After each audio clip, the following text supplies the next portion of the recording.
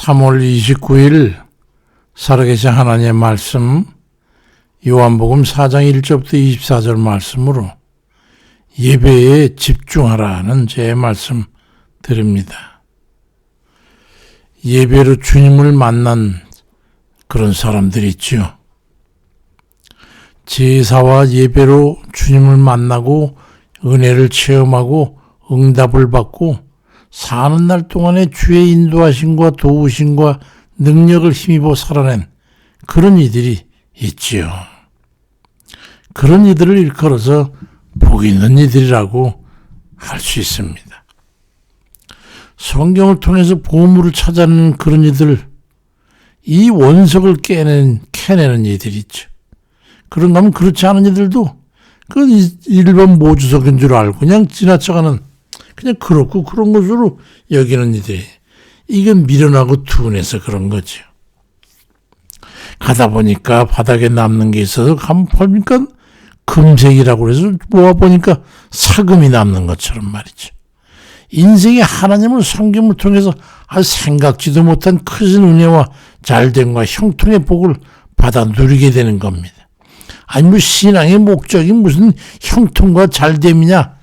그게 아니에요. 전 그 말이 아닙니다. 그게 아니고 그냥 하나님께서 덤으로 신앙생활 중에 예배를 통해 하나님을 만족시켜드린 이들이 바로 그런 이들이 예배를 중시해서 예배에 자신의 운명을 걸고 신앙생활에 가는 사람, 그런 사람은 장담하건대 반드시 크신 은혜와 열매를 풍성히 거두고 만족한 뒷맛을 다시는 날이 이르게 될 겁니다. 시편 50편 14절 이하에 보니까 감사로 하나님께 예배를 드리고 지존하신 이에게 네 소원을 갚으며 환난 날에 나를 부르라. 내가 너를 건지리니 네가 나를 영화롭게 하리라고 말씀합니다. 하나님 앞에 예배 드리는 사람, 그 사람은 하나님께서 귀히 보신다는 뜻이. 여기 예배를 통해 전환적 운명을 살아간 사람이 있잖아요. 대표적인 인물 말이죠. 솔로몬과 수가성의 여인입니다.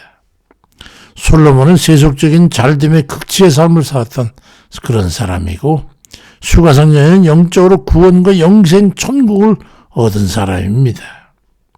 솔로몬은 실질적인 예배를 올려드림으로 해서 하나님을 감동시키고, 그로 인해서 하나님께서 기꺼이 그의 생애 최고의 영광을 누리게 해주심을 해가지고 역사에 신뢰를 남기게 됐던 사람이죠. 그런가 하면 수가성 여인은 전반부 너무나 비참한, 정말 짐승의 노예는 이런 사람 죽이도 못 끼던 그런 비참한 삶을 살았지만, 예수님을 만나서 예배에 대해서 은혜를 깨닫고 나니까 여생을 그 말씀대로 삶을 해가지고 짐승에 대한 그런 아주 비참한 처지에서 사는, 비교도 할 수 없이 마치 놀라운 반전을 얻게 돼가지고 영원한 생명을 얻고 주의 나라에 들었을 것으로 예상되는 그런 삶을 살았습니다. 솔로몬이야말로 예배를 통해서 인생에 필요한 모든 것을 얻었던 사람입니다. 그는 처음부터 하나님께 대한 열망을 가지고 있었어요. 열왕기상 3장 3절 이하의 말씀 보니까 솔로몬이 여호와를 사랑하고 그의 아버지 다윗의 법도를 행하였으나 산당에서 제사하며 분향드렸더라. 이에 왕이 제사를 기본으로 가니 거기는 산당이 크기 때문에 솔로몬이 그 제단에 1000번제를 드렸더니 기본에서 밤에 여호와께서 솔로몬의 꿈에 나타나시니라 말씀합니다. 기본적으로 하나님을 사랑하고 어떻게 하면 하나님을 기쁘시게 할 수 있을까를 생각했던 그런 사람이 솔로몬이었어요. 당시엔 성전이 아직 건립되기 전이니까 기본이라고 하는 산당에서 제사를 드리는데 제사로 만족하지 않고 예배에 대한 간절한 갈급함을 하나님께 올려드리기 위해서 1000번제를 드리게 됐다는 거예요. 1000번이라고 하는 숫자가 횟수인지 날수인지는 그건 뭐 분명치 않지만 어느 쪽이든 엄청난 규모에는 틀림없습니다. 보통 사람들이 도달하기는 어려운 거죠. 제물을 잡고 손질하고 제단에 올라서 기름 붓고 불을 지피고 다 태우고 그러나서 기도와 제사 순서를 진행하면 하루에 몇 번 계속 횟수 관계없이 드린다 할지라도 그저 대여섯 번에 불과하지 않았을까요? 재물을 준비하는 데에도 무지한 수고와 노력과 정성이 필요했을 거예요. 최선을 다한 충성과 헌신을 펴주셨던 거죠. 하나님께서 그를 통해서 놀라운 반응을 하시게 됐던 거잖아요. 현대에 비교한다 해도 그렇게 예배에 집중해서 전심전력해라는 건 결코 쉬운 일이 아니었을 겁니다. 그로 인해 하나님의 감동은 예상을 뛰어넘는 것이었어요. 열왕기상 3장 5절에 보니까 기브온에서 밤에 여호와께서 솔로몬의 꿈에 나타나셔가지고 하나님께서 이르시기를 내가 내게 무엇을 줄고 너는 구하라. 이런 놀라운 말씀하신 거예요. 그렇게 해서 솔로몬은 하나님께 구했고 하나님께서는 그에게 열왕기상 3장 11절 이하의 말씀에 보니까 하나님이 그에게 이르시되 네가 장수하기를 구하지 아니하고 부도 구하지 아니하고 원수의 생명을 멸하기를 구하지도 아니하고 오직 그저 지혜를 달랬으니 내가 네 멸도를 해가지고 네게 지혜롭고 총명한 마음을 주노라. 네 앞에도 너와 같은 자가 없거니와 네 뒤에도 너와 같은 자가 일어남이 없으리라. 내가 또 네가 내게 구하지 아니한 부귀와 영광도 덤으로 내게 주리니 네 평생의 왕들 중에 너와 같은 자가 없을 것이라고 말씀합니다. 솔로몬은 그렇게 해서 인류 역사상 최고의 지혜자, 최고의 부와 영광을 누리게 됐던 거예요. 예배는 행위뿐만 아니라 예배를 드리는 사람의 마음이 하나님 앞에 합당해야 합니다. 예배는 형식적인 행위를 의미하지 않아요.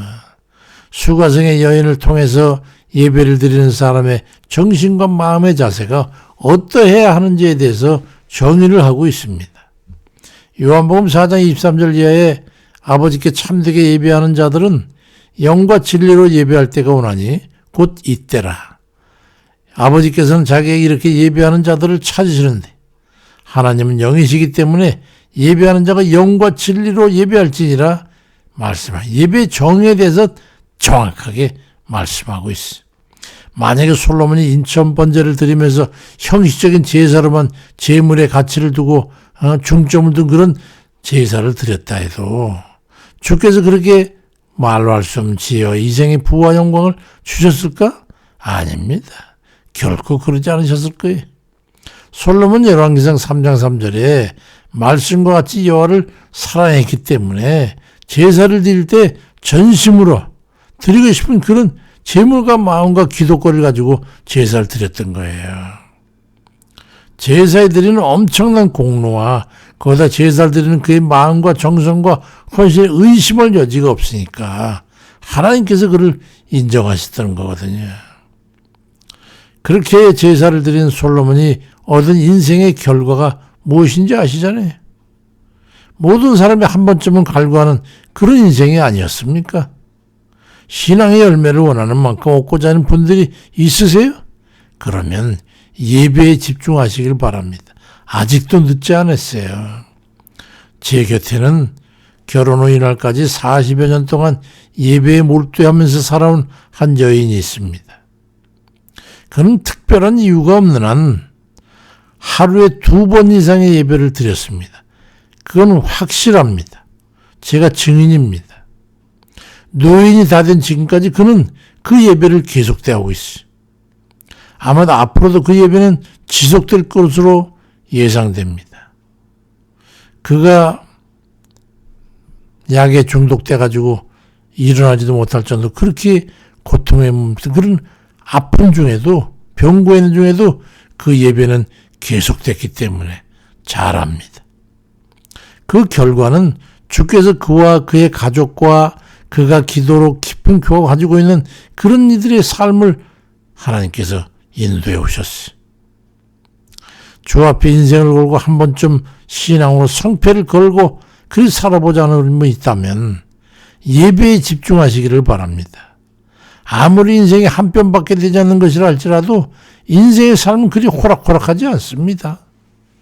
하나님의 전적인 도우심과 인도하심과 잘됨과 형통의 삶을 살고 싶은 그런 소망이 있다면 신령과 진정을 다하는 그 예배에 집중하시기를 바랍니다. 반드시 그의 비례한 하나님의 은혜가 조카리만치 넘치게 될 줄 믿습니다. 예배에 나가는 성도님들 다 되시기를 주의 이름으로 축원드립니다. 아버지, 우리가 매일매일 하나님 앞에 드린 예배 아버지께서 받으신 줄 믿습니다. 때로는 좀 육신이 약해서 좀 집중하지 못하고 그럴 때도 있지만 그래도 제 중심된 마음에는 아버지 하나님 앞에 예배드리고 그렇게 시작하고 또 하루를 마치기를 바라서 그런 삶을 사는 저희들 하나님께서 잊지 아니하시고 늘상 살피시는 줄 믿습니다.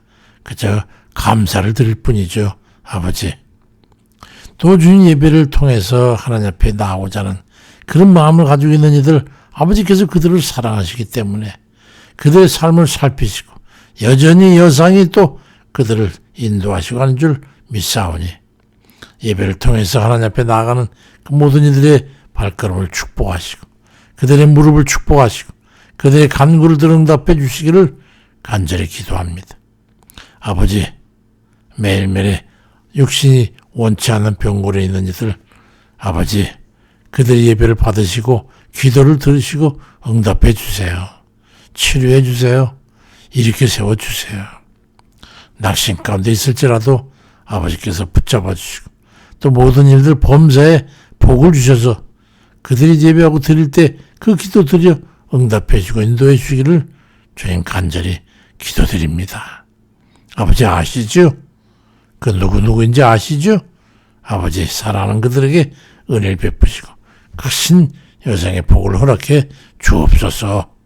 감사드리고 예수 그리스도의 이름으로 기도드립니다. 아멘입니다.